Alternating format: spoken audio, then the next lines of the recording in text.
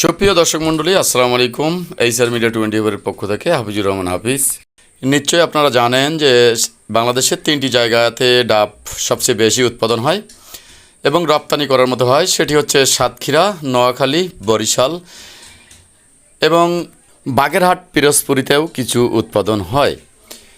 তো দর্শক, আপনারা জানেন যে বাংলাদেশের সব জায়গাতে কিন্তু উৎপাদন হয়, কিন্তু রপ্তানি করার মতো হয় শুধুমাত্র সাতক্ষীরা, বরিশাল এবং নোয়াখালী এবং বাগেরহাট, পিরোজপুরিতেও কিছু উৎপাদন হয়।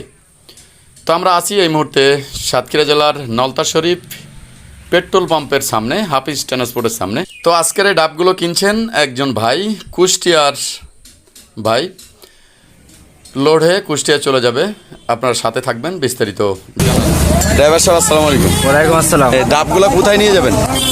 কুষ্টিয়া 12 মাইল। সাতক্ষীরা নলতা থেকে কুষ্টিয়া